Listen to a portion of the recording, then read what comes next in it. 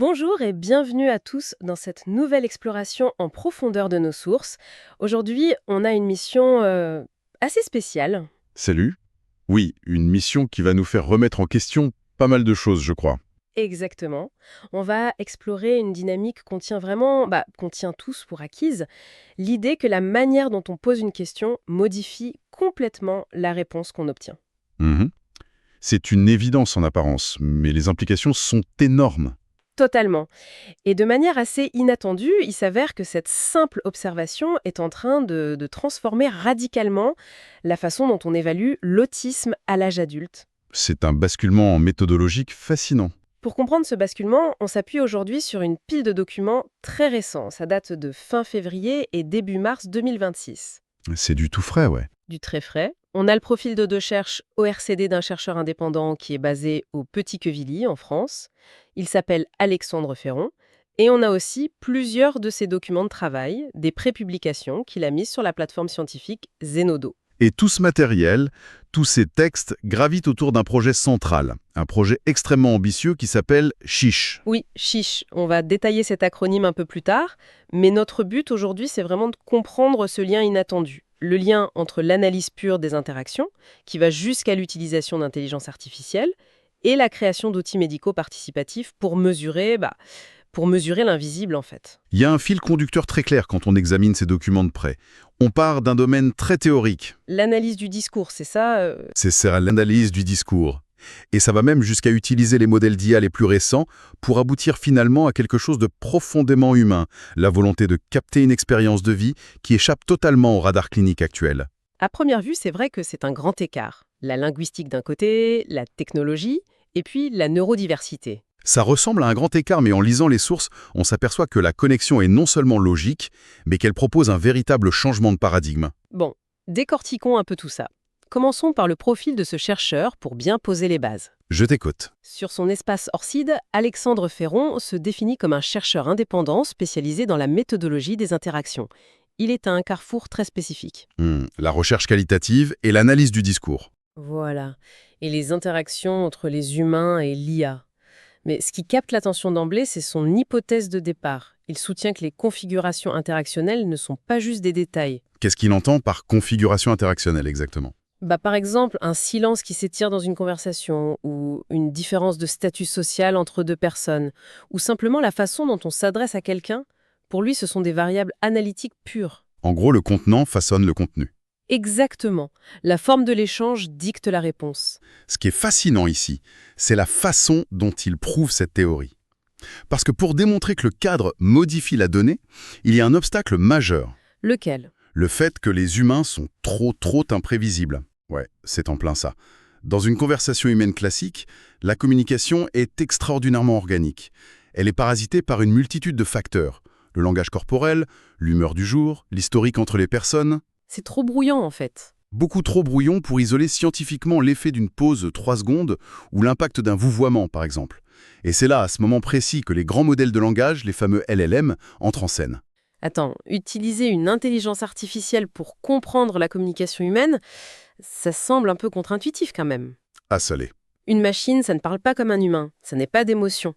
Comment un système informatique peut-il aider à analyser des subtilités comme, le silence ou l'asymétrie de pouvoir? C'est justement cette absence d'humanité qui rend l'outil précieux.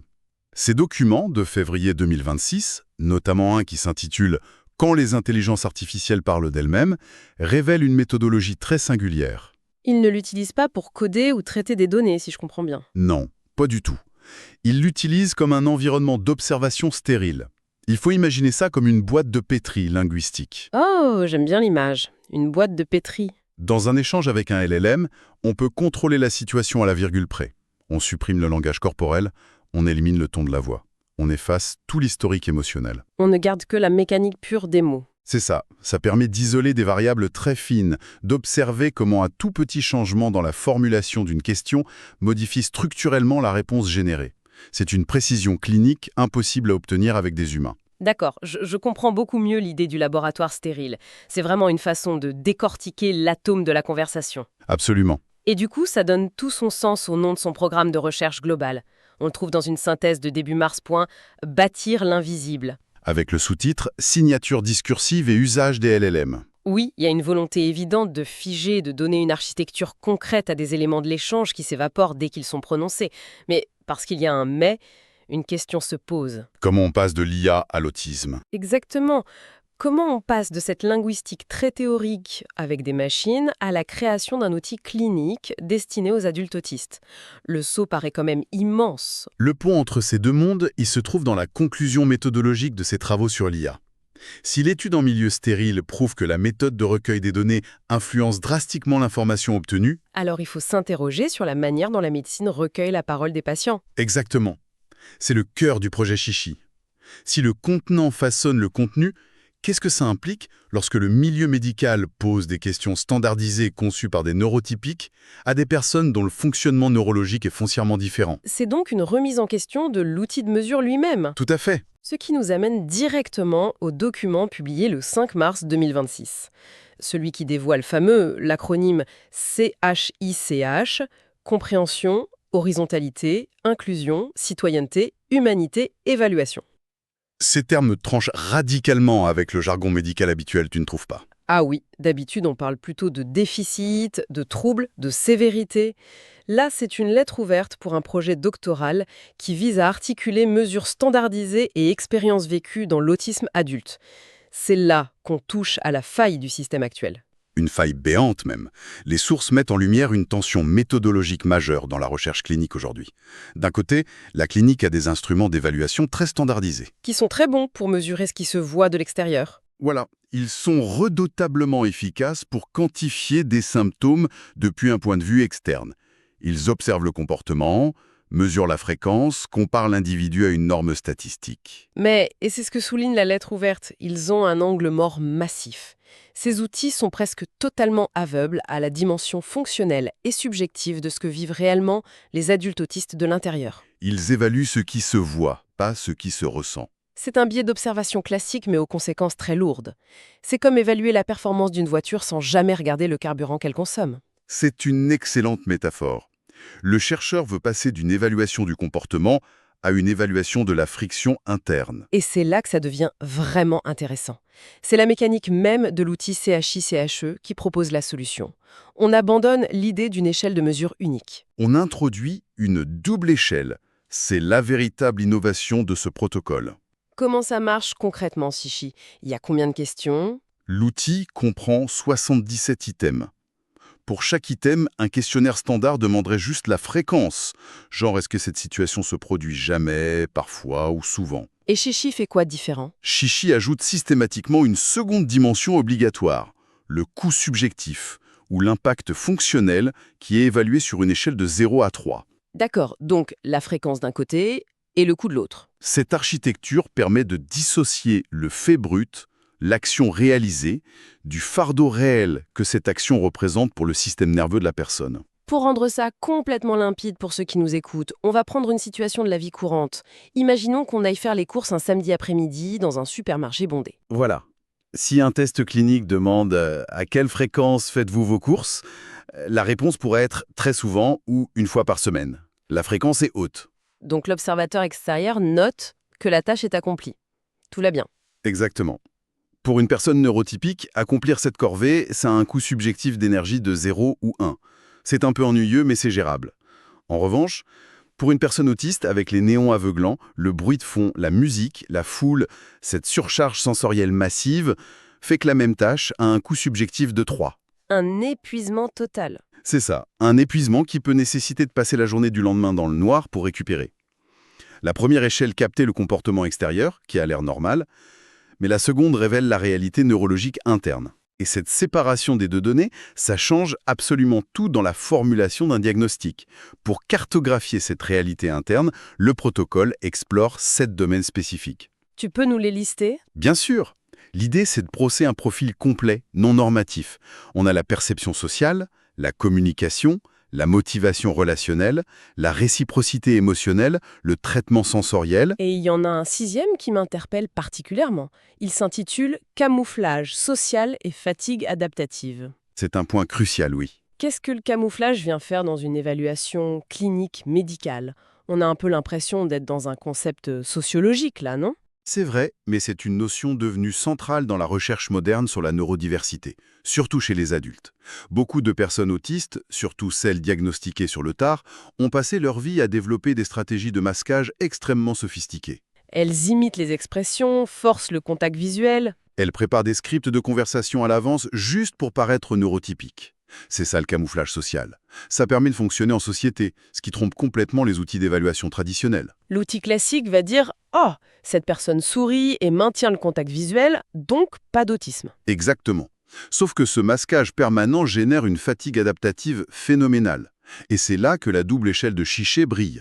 Sur l'échelle extérieure, le trait autistique semble invisible, mais sur l'échelle du coût subjectif, le chiffre crève le plafond. C'est fascinant de voir comment l'outil est calibré pour débusquer ce qui est volontairement caché pour survivre en société. Et d'ailleurs, le 7e domaine va encore plus à contre-courant. Les forces cognitives et intérêts spécifiques. Oui, on n'est plus du tout dans le vocabulaire du déficit ou de ce qui doit être réparé. L'outil cherche activement à quantifier ce qui fonctionne exceptionnellement bien. Les passions qui agissent comme des moteurs. Ça incarne parfaitement la lettre H de CHICH pour humanité.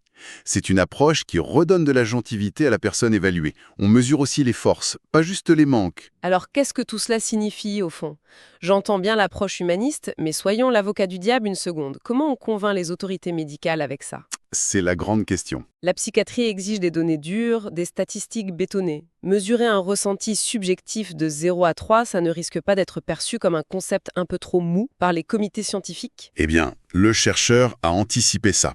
Déjà, il faut préciser que CHICH s'inscrit dans le cadre très rigoureux des PROM, les Patient Reported Outcome Measures. Les mesures de résultats rapportées par les patients. Voilà, sans l'interprétation d'un clinicien au milieu.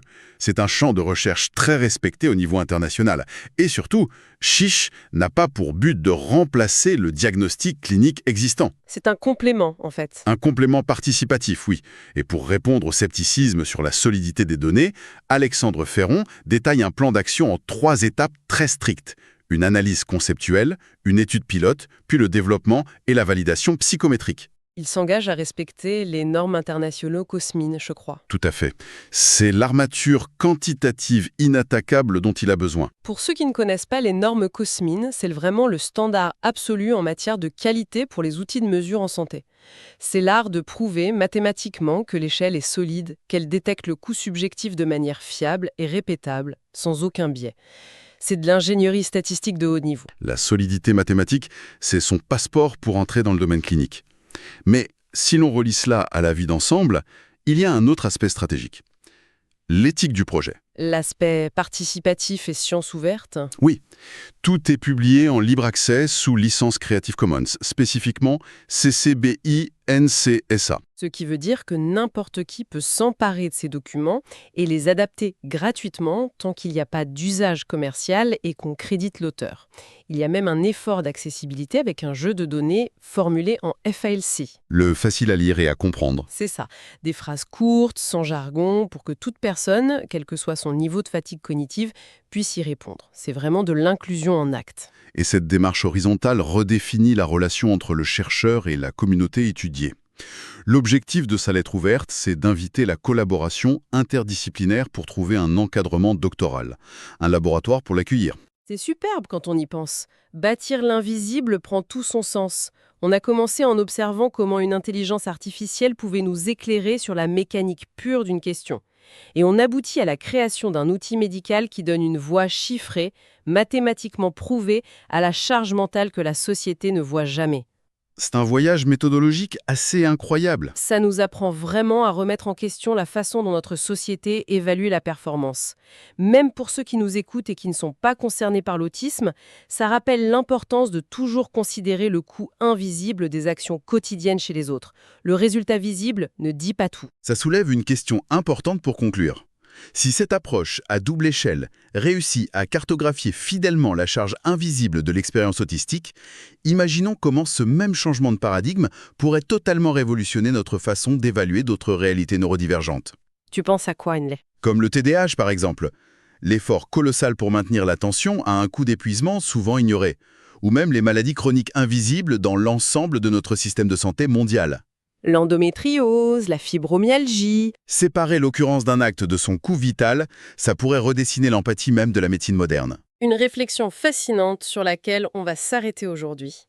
D'une théorie sur l'IA à une révolution de l'empathie médicale, l'impact d'une simple question n'aura jamais été aussi clair. Merci de nous avoir suivis et à la prochaine pour une nouvelle plongée dans les données.